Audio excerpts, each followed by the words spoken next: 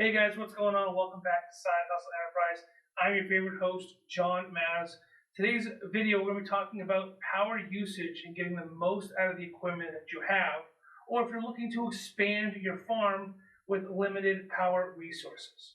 All right, the first one we're going to go over today is a little bit more in depth. You're going to need some basic hand tools, maybe a pair of snips, not a whole lot. I'm sure you guys can handle it. And the second one is real easy, plug and play.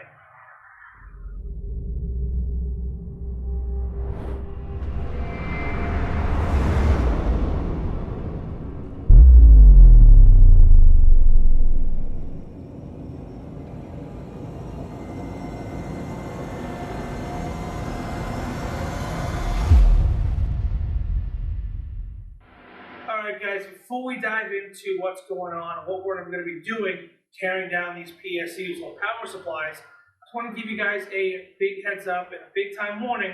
Make sure that if you're not comfortable with electrical, that you reach out to an electrician to find out what your house or your setup is capable of handling. Every scenario is different. Yes, you may understand what the breaker says when you open up your panel, but you don't know what's behind the walls. It's real easy to mistake, one type of wire for another. Remember, we're running a lot of power through these cables. Where there's power and energy flowing, there's going to be resistance. Where there's resistance, there's heat. We don't want to cause any fires in the walls that are going to smolder and burn down your house. So make sure you reach out to your electrician and figure out what your setup can handle. Alright guys, now that we got the boring warnings out of the way, we can dive into our first scenario or our first option. We're going to be focusing on the Bitmain APW7 1800 watt PSU power supply. Now this is the best scenario for us here at the Coastal Crypto Farm and me at Side Hustle Enterprise. It may not be the best option for you. Make sure you do your research and figure out what's going to be the best for your particular setup. Now, we're going to need some basic hand tools to kind of tear this thing apart to get access to the cables or how the cables are managed in the back of the PSU. We have a Phillips head screwdriver to remove the 6 screws holding on the top of the case. We will need a Allen set to remove the wires from the control board on the PSU.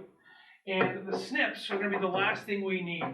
Now the snips, I know it's a scary topic. We're talking about wires and cutting things. We're not cutting any wires. We're not damaging anything or splicing or soldering. The snips are only to make clearance for those additional wires that you're adding to your case. You're just going to be making some small cuts here on the back side of your air screen and folding those fins up so the cables fit in there smoothly without any interference or potentially shorting out. Alright, so I've gone ahead and removed that top cover from our power supply. After you remove that top cover, you'll come across a thin, clear screen. It's just a dust protector. We're going to remove that just to gain some more access to our control panel here at the bottom. Now, the back side where our wires are connected, I've already gone ahead and disconnected our wires, but we want to make sure that we remember the orientation of our wires. For this particular model and this particular PSU, our yellow cables were on top and our black cables were on the bottom. Now, I went ahead and I ordered some additional cables or replacement cables from Amazon. I'll put a link in the description down below so you guys make sure you grab the actual Bitmain power cables. These ones are rated for 200 degrees Celsius, so there's no chance of overheating. And that's kind of important for what we're doing. We want to make sure that we're reducing the heat and the resistance on our PSU. So I'm going to go ahead and hook these cables back up using the Allen keys, using the stock location, and get everything buttoned up so you guys can see what a finished one looks like. Alright guys, so we went ahead and we put the dust cover back on and secured the top of the case to our miner. You can see that now that we have an extra set of cables coming out of the back, we've had to make some cuts in the screen here to make room for those cables. We know that when we plug in our miners, it gets a little rough sometimes. We want to make sure that we don't have any resistance or pressure on those cables causing a short circuit. So guys, remember, once you got this thing put together and getting ready to plug it into your miners, that this particular PSU is only capable of running at 1800 watts. That's the maximum amount of capacity it can put out. Now, here at the farm, and myself personally, I like to stay within the 80% rule. We are only using 80% of the capacity of this particular power supply.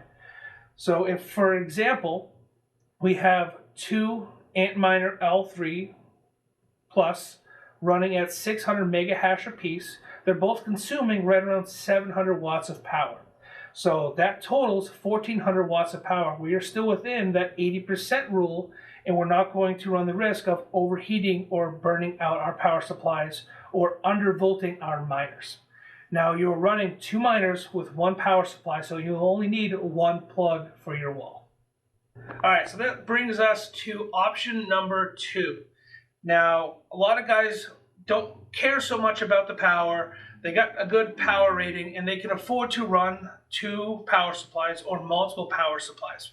This option allows you to do that with only utilizing one plug.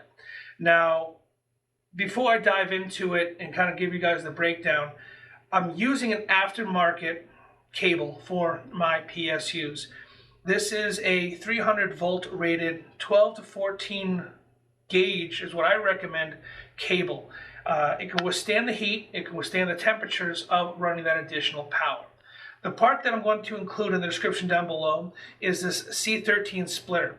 This takes the single input from your wall and diverts it to two PSUs. So now you can run two separate PSUs on two separate miners. It's real simple, plug and play.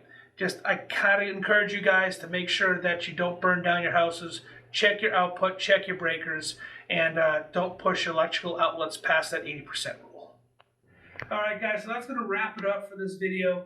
I hope this helped you out. I hope this kind of gave you a couple options maybe, or inspired you to come up with your own solutions to a power problem that you may have in your farm, or if you're trying to grow out your current mining setup.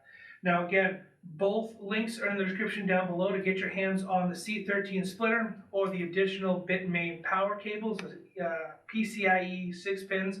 I know it's a mouthful, but both are in the description down below. If you guys could smash that like button, give me a thumbs up, comment down below of what you thought. Maybe there's some questions that I forgot to answer or I skipped over. You can always comment or check out Discord, and I'll see you guys next time.